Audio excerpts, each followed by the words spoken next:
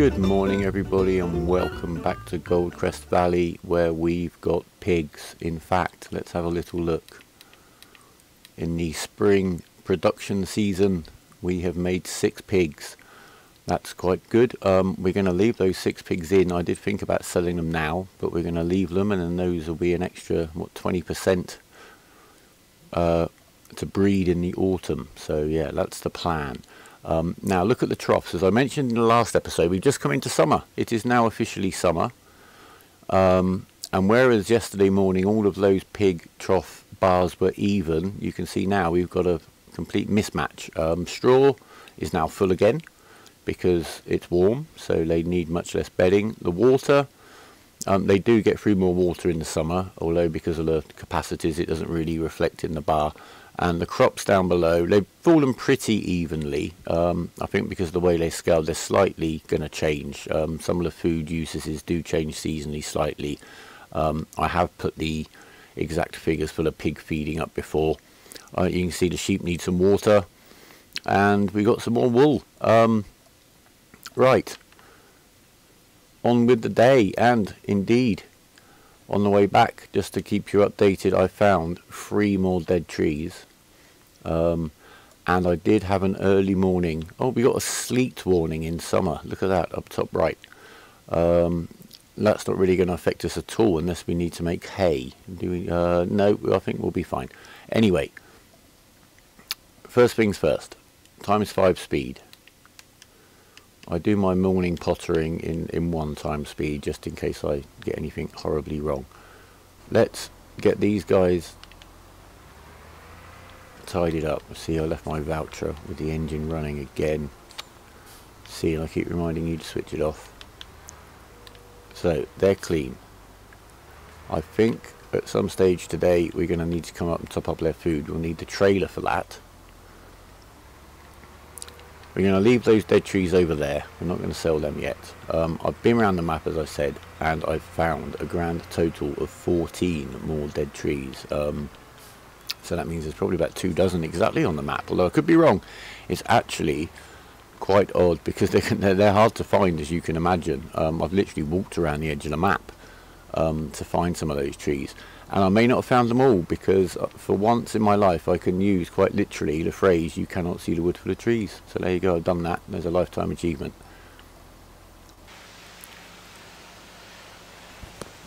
Right, whilst we're down in the farmyard, I thought I'd give the voucher a quick spruce up. The front loader gear feels particularly grubby after yesterday's day in the woods. We'll also give the trailer a quick clean. Put him back. Right, whilst we're down here, you can now see what I meant about not really needing a second trailer. It is handy in the harvest time, but it is a luxury, but that's okay. I think after yesterday's events, we can not worry about that too much at all. Right, the Wopster. Let's see what's going on out here in these fields. 33% grown, the barley, exactly as expected. Do bear in mind that when you look at the fields, I don't think there are as many growth stages as in what you're going to see in the game as there are kind of growth stages in seasons. So don't panic if it looks like you've got the same crop the next day. It hasn't kind of frozen. There you go, 33% grown the corn. And we'll make the assumption, we checked those fields the other day anyway, that that's the same as the other corn, and 33% grown the canola. Whilst I think of it, you can use the Wopster on trees. Now, in seasons, it's going to take 5 years for planted trees to fully grow.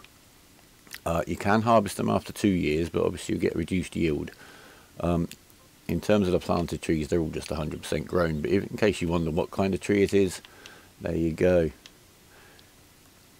You might be quite keen. Anyway, today is all about this. Really lovely grass. Lovely meadowy, flowery grass. That means it's fully grown. When you can see the flowers, it's at its maximum yield potential. So that is our mission for today, mowing. But how? Now, to be honest, we have 10 sheep. In fact, we have 11. I forgot to mention we have an extra sheep, which is fantastic. 10% more production for nothing. Anyway, we really don't need to mow at all. In fact, we've got 2 bales over there. I think it's 2, it might even be more.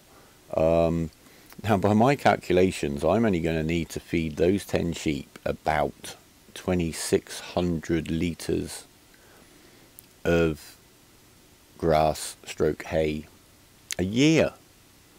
And I think I've already got that there. I am going to check that while we're over there. But that's certainly what I've got down on this particular spreadsheet I'm looking at now. The other reason I'm walking back across the farm, and I apologise because this is actually, I certainly find this the most useful function of the Wopster pallet measurement. Now the fertiliser I've been quite careful with, as you saw, because I didn't want to send any back in the lease equipment. So yeah, well, we've only got 1 pallet's worth, but you know, if you don't have any way of measuring them, and the other method is to come and pick them all up, but who really wants to do that if you can avoid it? These ones are all quite varied, I should think, because I just sort of drive up and reload. That one in the middle is full. Excuse me. So those two, 400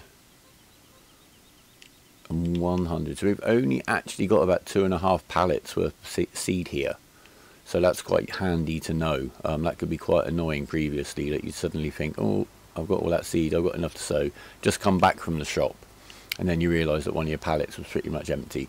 That's the kind of mistake I make. Anyway, we're going to go over to the sheep now. I'll meet you there, and we'll talk about how we're going to mow, what we're going to mow, and how we're going to spend this particular day.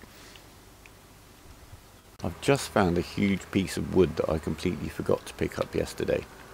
And this was, yeah, this must be about, by yesterday's standards, $3,500–4,000 worth. So yeah, it's quite a good little surprise. I'm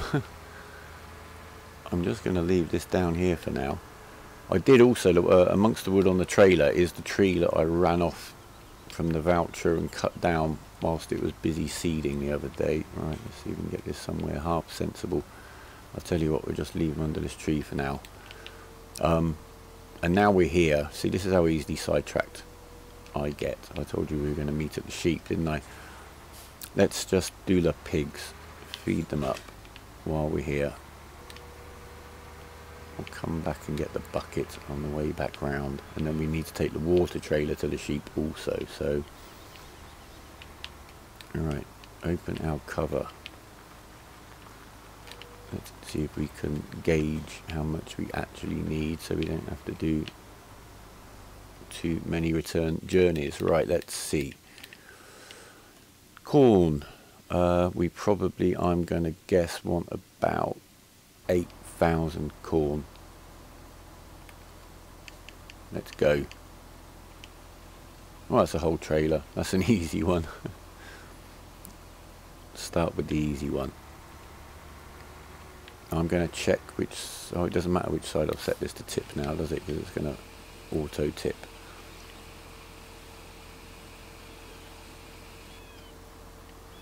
Oh, look. It's lucky. So far in this playthrough, I've overestimated every potential cost and expense and underestimated all the income. So that's quite good. Keep that up. We'll be in no trouble whatsoever. Right, next one.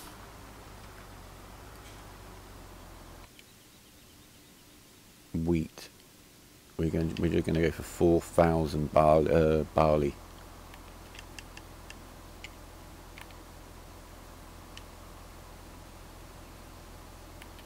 Oh, it was clumsy. I'm sorry, you'll get used to this. This is how, you know, a lot of this game is quite repetitive. I've found my silly little ways to amuse myself during the day. I'm sure you have too.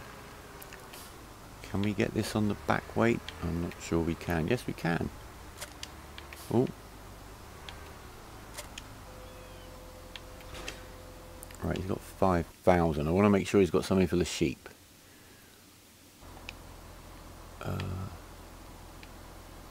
No, we'll take him down to the sheep first and then bring him back. Or will we? Oh no, I know exactly what we're going to do. I'm going to try and refill the water trailer at the point where I lost the trailer last time, just to show you that if it hadn't been for that pesky snow, everything would have been fine. Right, here we go. You can have all the water you want. So we're up at the sheep. I'm just tidying up with this little picker-upper conveyor belt man. I've just noticed actually here that it counts as a vehicle, so it's actually got a vehicle maintenance time on it. Why won't you empty? Oh, I know why you won't empty. Yeah, as I mentioned before, I put a bale in when I got the sheep. It obviously had to let me to put a whole bale in, but for the number of sheep that I've got, I seem very, very oversupplied with hay. So the trough is not actually, the green bar is yet to go down. That's why I keep messing around. So since I put that bale in, now I'm really not sure where that leaves us in terms of do we mow, because we've got this much hay.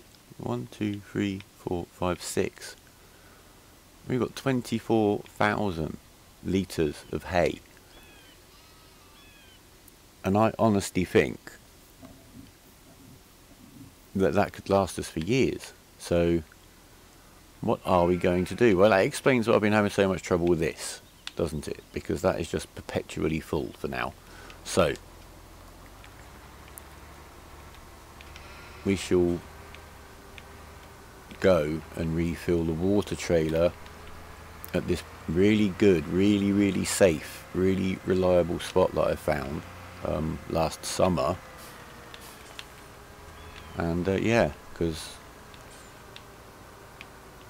that's what I'm here to do, you know. Wouldn't ever want to give you any kind of bum steer. I could put the voucher. Ooh, see, and now I'm going like a crazy man. Right, this is where it all went wrong last time, wasn't it? Because I couldn't get back out. I've got much more traction, have I? Yes. Here we go. So we can see it pulling me back. No, there we go. See? No worries whatsoever. So don't do that when it's snowing. Any other time it can save you having to go all the way out of your way. I think the nearest place for free water is the beach, over by Goldcrest Pacific Grain, right over on that side of the map on the right hand side. So yeah, but not when it snows. And what was it I was saying about not seeing the wood for the trees? That right here, I've not spotted that one before. That's probably number 15, but as I say, I really don't think I found them all. Oh well. Right, I'm going to meet you over at the shop. Okay, so unusually I've got sidetracked because I have to admit, much to my shame, I have neglected the chickens.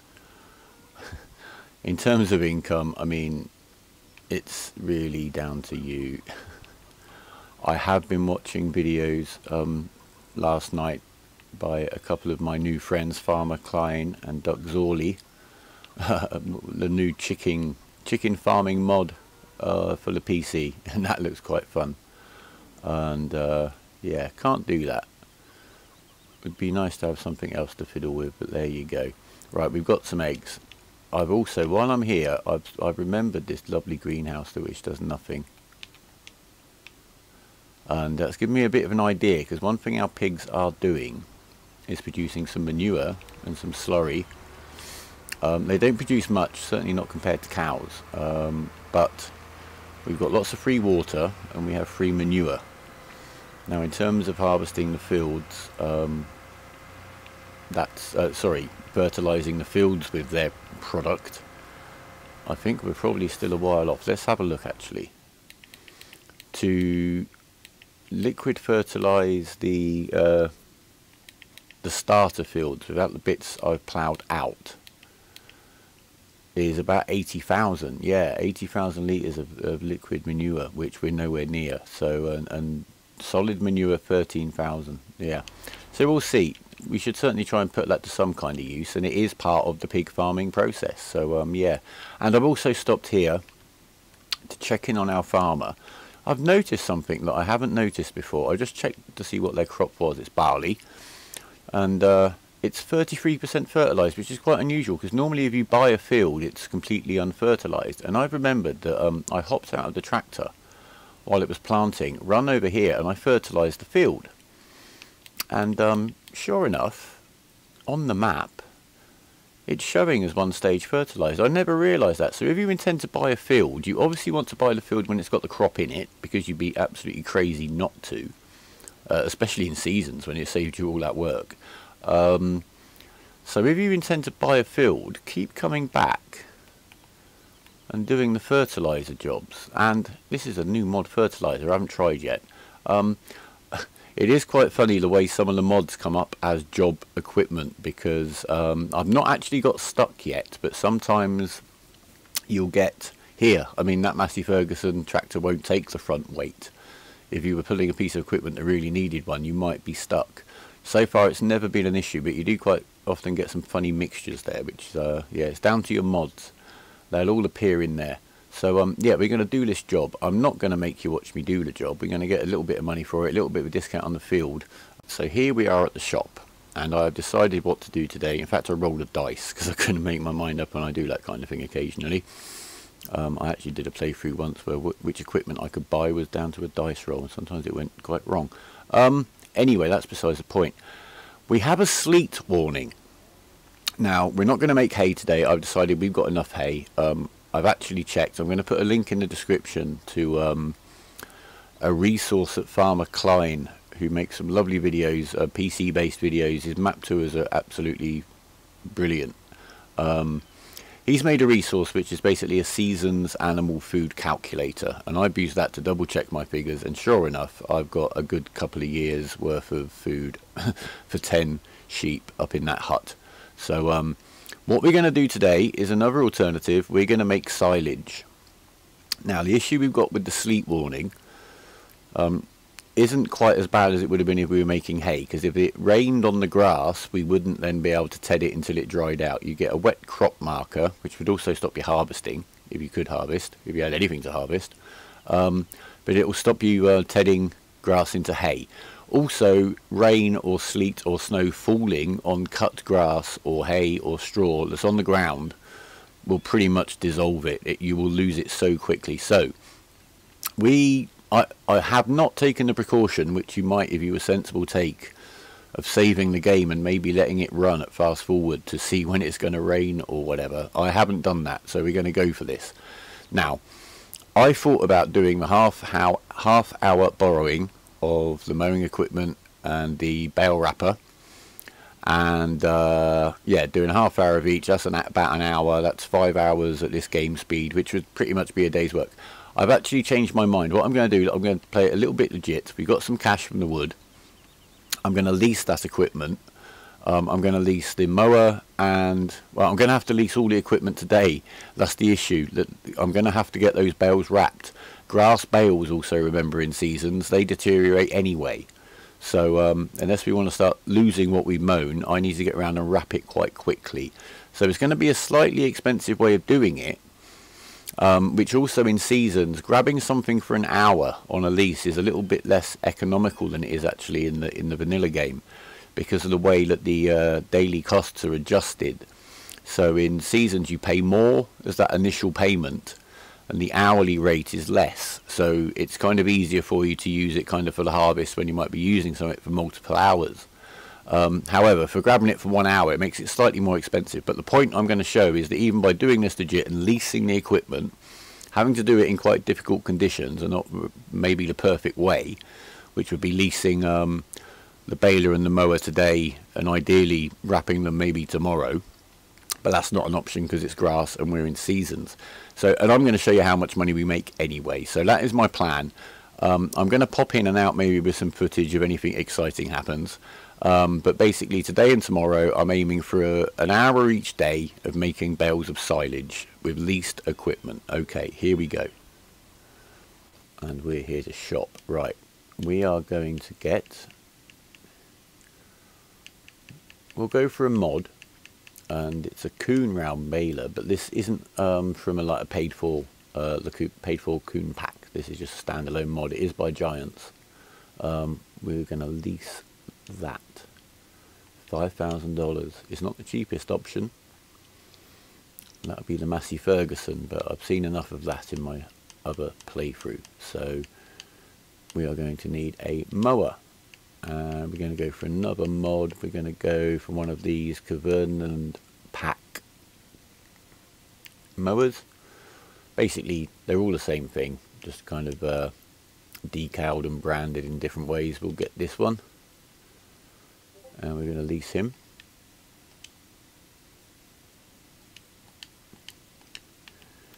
And here we are. So, oh, nice and shiny. I like that. Where's my reflection? Oh well, maybe one day. Yep, now do the job.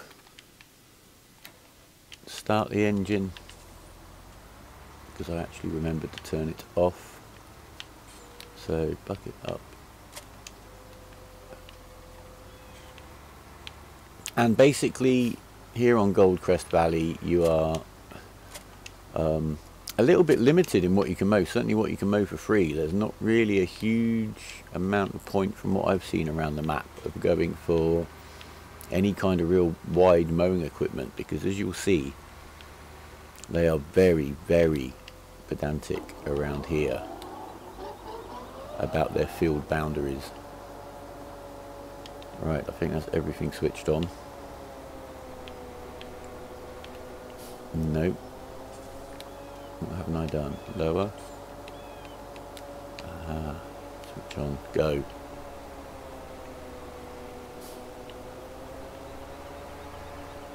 Yes. Right, we're mowing. If I go too far over, it's just going to say this is not. You do not own this field, and it'll basically stop you mowing. Getting way of it here. I think it varies. I think. Let's have a look. I'm going to do a left here. I'm quite sure the field boundaries that run across the map are much more closely policed than the ones that run up and down it. You see, we're not mowing. We will get shouted at in a moment. We move over here, mowing again. So that's something to bear in mind. If you know, apart from the fact there's trees, there's no point in really getting yourself too wide a mowing equipment, because you really need to find the places where you can mow. And this is going to take a while. We started at 11:05.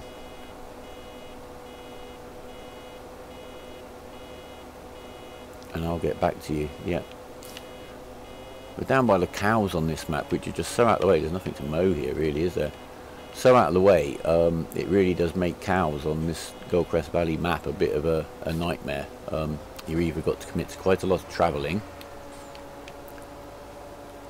in terms of bringing stuff over to them. If you look on the map, that there are no real very affordable fields down this side of the map. There's field 21, field 17. We'll have a look at those when we're going past, just to see what the prices are there. But yeah, cattle, you're going to have to really plant your grass if you want to get them going, and you're going to have to buy some potentially quite expensive fields. Anyway, I shall be back when we have done more. Well, we're doing well so far. No sign of the sleet. I think we're up to about Bale 6. Yeah, this is very easy autopilot along the fields. Just keep an eye. Basically, the counter on the baler will stop ticking like it did there. It means you're too close to the field. You don't actually get the warning quite as much as perhaps you'd like. But yeah, that's the way to keep an eye on it. That's all we're really going to do. Where are we now? Let's go and have a look over at field 21 while we're here. Cross the road safely. Yes. Right. I don't know, this would be the closest possible affordable for farm if you wanted to maybe have something handy to the cows, even just to produce their straw. And we're looking at $54,000. Yeah, it's not a cheap field. Right, we're up to 14 bales. We've been mowing for about 15 minutes. I'm just checking field 17, the other smaller field down there, 55,000 too. Ah, right, here comes a sleet. Right, go. Disconnect that. Disconnect that. We need to bale this, get these bales wrapped. Here we go, bit of excitement. Just right after I started recording as well. You're here to see it live. Right. We'll see basically. I've got 14 bales. we shall see how much the last one has deteriorated by the time I get there. Right, in we go. Baling technology. We will, forgive me, I'm not going to do much of an introduction right now. We're going to lease that Bale wrapper, the McHale, nice shiny new one, because we're trying to keep things nice and shiny here. Right, off we go. Now, Bale wrappers are a little bit loud, so do bear with me. I'm not going to make you see all of this. I'm going to whiz around, I'll get these bales wrapped and I'll be back to you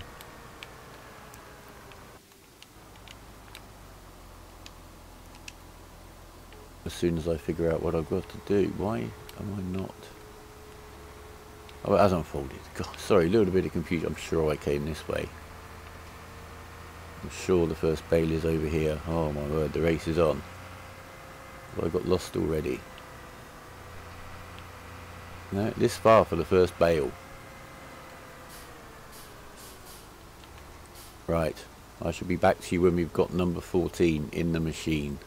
Well, there we go. That took about an hour and 15 minutes of game time, and would you believe that literally as we were wrapping the last bale, I'm sorry I couldn't get a recording going quick enough because I'd restarted the program. It stopped sleeting. So yeah, but let's see where we are. Let's get our Wopster out. This was the bale that got rained on the longest, I guess. There you go. You only lost 5 litres, but we did get a good pace going. And what we did was use the time that the bale wrapper is wrapping, which is a little chunk of time, just to get them collected up. Yeah, so we've done okay. We got round. Also bear in mind the deterioration is going to depend on what time your game time's running. So if you're running at a faster speed in real time, it's going to lose bulk quicker. But if you're playing with more days per season than I am, and obviously I'm playing on 3 days per season, if you were playing on 6 days per season, the decay of the bales or etc. would be half the rate. Not rain though, that seems to just kill it. So do get stuff, especially if it's laid on the floor, it literally dissolves. Anyway, so we've got 14 bales. Let's have a little potter over here. We were making another one. Top right hand side of the screen, you can see that's the wet crop marker. Now that means we wouldn't be able to run a harvester, and we can't ted, oh silly, we can't ted any grass into hay. Why won't I pick this up? So I do this a lot. There you go. But unusually we can actually still bale, which is a bit odd, because if you think about it, you wouldn't actually really want to be cutting wet grass, because I know from experience, as probably many of you do, that you literally just end up with mulch. But I can, and let's just have a look where we are now. Bear in mind, lease time only counts for the time that you're actually attached to the equipment. 0.3 of an hour, 0.2 of an hour. Right, so we've got plenty of time left in terms of our lease allotment. So we're going to just make 2 more for now. That'll bring us up to 16 for the day. And also, we're in seasons, the silage is going to take a while to ferment. Exactly a day, in fact, a seasonal step.